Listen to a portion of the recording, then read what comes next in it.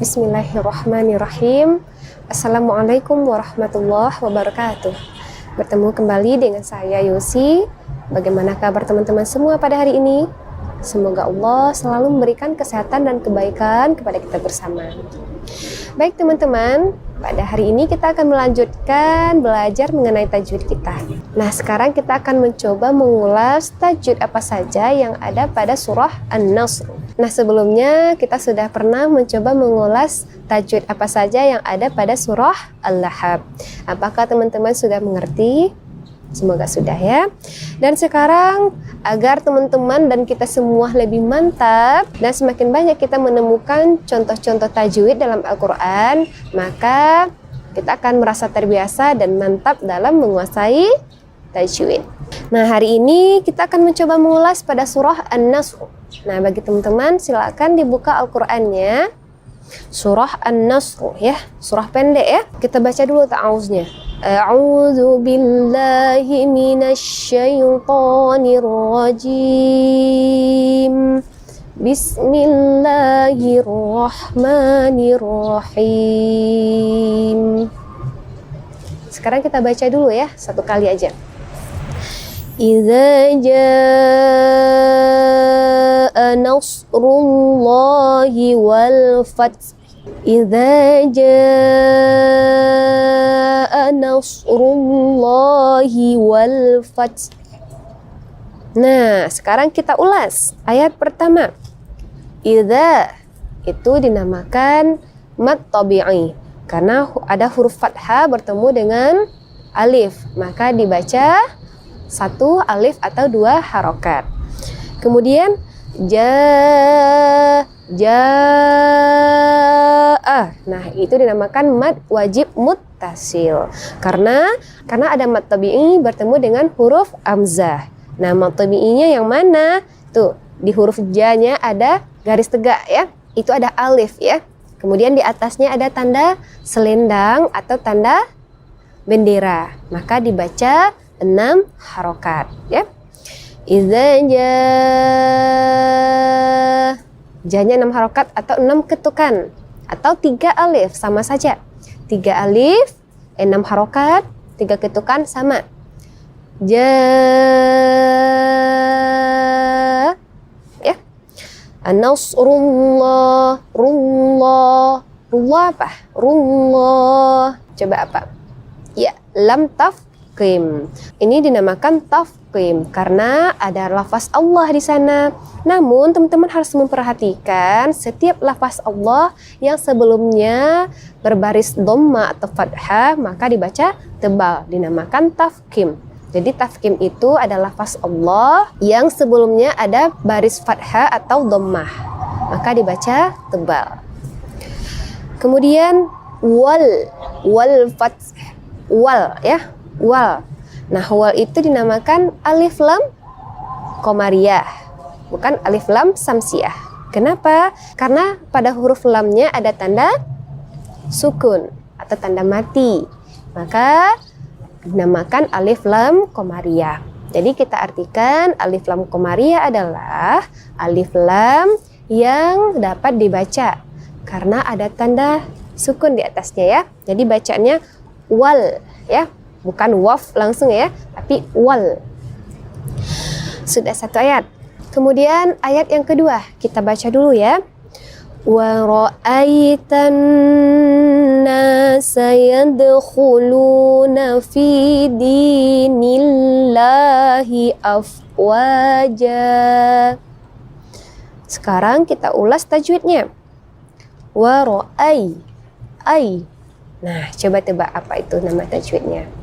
Ya, itu dinamakan mad lain. Mad lain. Nah, apa ciri khas dari mad lain? Yaitu ya mati dan waw mati. Nah, di sini kebetulan ya mati. Jadi bacanya ai. Mad lain adalah mad tabi'i bertemu dengan huruf ya mati atau waw mati. Nah, ya sukun atau wa sukun sama ya. Jadi mad lain itu adalah mad tabi'i bertemu dengan ya atau waw sukun. Jadi bacanya itu ringan atau lemas ya. Waro'ai ya, bacanya ai. Kalau bertemu dengan waw, au, ya. Jadi itu dinamakan mad lain. Kemudian lanjut, tanna wa ra'aitan tanna. Coba teman-teman perhatikan hurufnya. Di sana ada apa? Kenapa tidak ada taln? Bukan bacanya tahn gitu ya. Tetapi bacanya langsung ke nun sukunnya, tan. Itu dinamakan alif lam syamsiah. Di sana ada alif, ada lam yang tidak ada tandanya, tapi langsung ke huruf berikutnya. Itu dinamakan alif lam syamsiah. Jadi alif lam syamsiah adalah alif lam yang tidak dapat dibaca. Nah, jadi teman-teman membacanya langsung ke huruf berikutnya.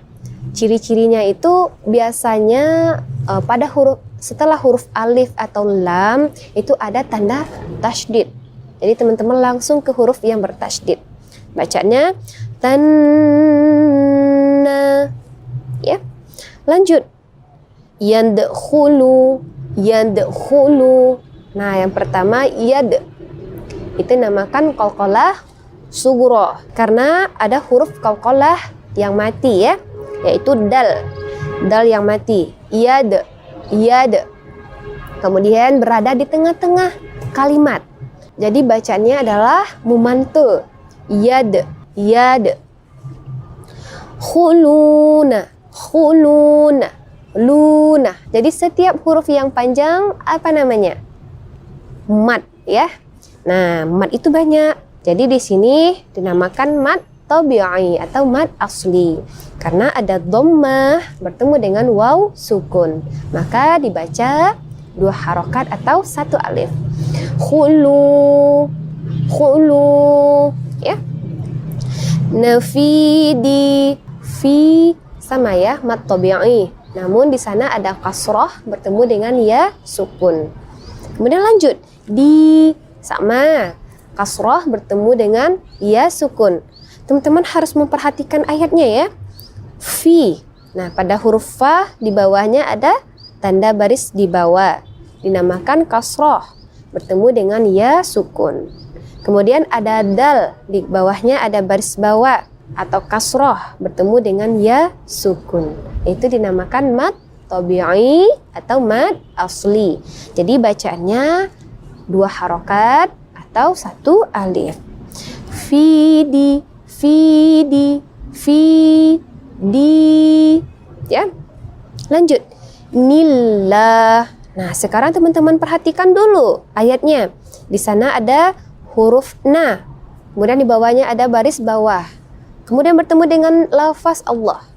Na itu berbaris kasrah bertemu dengan lafaz Allah. Lafaz Allah yang sebelumnya ada kasrah itu dinamakan tarqi, maka dibaca tipis.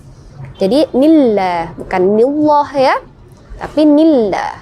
Jadi kalau tarqi itu vokalnya a, lafaz Allahnya ya. Kemudian tafkim baca lafaznya o, Allah, Allah ya. Lanjut, afwa, wa, afwa. Nah, di sana teman-teman perhatikan dulu baris pada huruf wa. Ada fathah. Kemudian setelah itu ada huruf alif. Maka dinamakan mad tabi'i atau mad asli.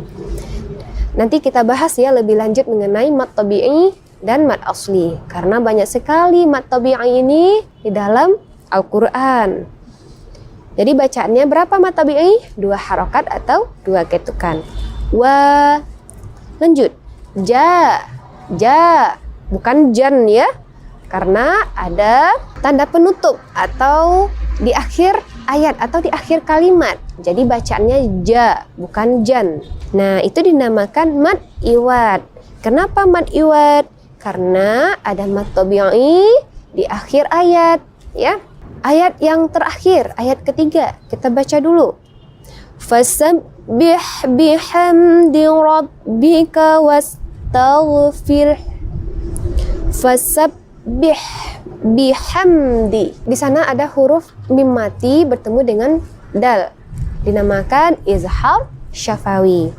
Nah, bacaannya tidak dengung ya. Jadi dibaca jelas aja gitu. Bihamdi. Nah, izhar syafawi adalah apabila mim mati atau mim sukun bertemu dengan seluruh huruf hijaiyah kecuali mim dan ba, maka dibaca tidak dengung, ya. Nah, contohnya di sini huruf hijaiyahnya adalah dal. Maka kita lanjut membacanya bihamdi, maka bacanya tidak dengung, bihamdi. Lanjut. Kemudian innahu hu. Nah, di sana ada ha domir. Nah, ha domir itu ada ha terbalik, ada angka 6-nya ya. Ha, kemudian di atasnya ada angka 6. Itu dinamakan ha domir. Nah, apa namanya? Itu dinamakan mad shilah qasirah. Karena sebelum huruf ha domir ada huruf yang berbaris fathah. Itu dinamakan ha domir. Lanjut. Ka itu mad tabi'i. Karena ada fathah bertemu huruf alif, ya, maka dibaca satu alif atau dua harokat. Ka tawwa sama ya, karena ada fathah bertemu dengan huruf alif, maka dinamakan mad tabi'i, dibaca satu alif atau dua harokat.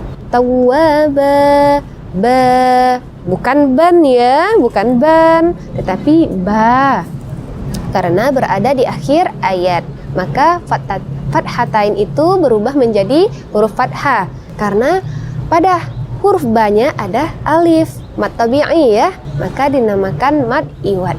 Jadi mad iwad itu apabila ada mad tabi'i berada di akhir ayat atau diwakafkan, maka menjadi mad iwad, ya. Jadi kalau teman-teman ketemu dengan ayat yang berada di akhir ayat atau diwakafkan, kemudian ujungnya ada fathatain dan juga ada mad tabi'inya, maka berubah menjadi mad iwad, ya. Bacaannya menjadi ba ta gitu ya, bukan ban, bukan tan. Baik teman-teman, ternyata kita sudah mengulas 3 ayat pada surah An-Nasr ini dan cukup memakan waktu ya, cukup lama ya. Jadi semoga teman-teman tidak jenuh belajar seperti ini, tetap semangat ya. Kak Uci doakan semoga teman-teman bisa mantap dan mengerti dengan belajar kita hari ini. Nah, sekarang coba kita baca secara bersama-sama ya. Bismillahirrahmanirrahim. Idza jaa nasrullahi wal fath wa ra'aitan nasa yadkhuluna fi dinillahi afwaja fasabbih bihamdi rabbika wastaghfir innahu kana tawwaba. Shadaqallahul azim. Baik teman-teman, itulah belajar kita hari ini, yaitu mengulas tajwid yang ada pada surah An-Nasr. Dan semoga nanti kita bisa juga mengulas surah berikutnya ya, Al-Kafirun. Semoga teman-teman tidak bosan dan tidak jenuh dalam belajar kita hari ini dan selanjutnya. Bagi teman-teman nanti yang ingin menambahkan, silahkan ditulis di kolom komentar. Terima kasih sudah bergabung hari ini. Dan bagi teman-teman yang ingin bergabung di channel Kak Uci ini, silahkan ditekan tombol subscribe-nya dan aktifkan terus lonceng notifikasinya. Assalamualaikum warahmatullahi wabarakatuh.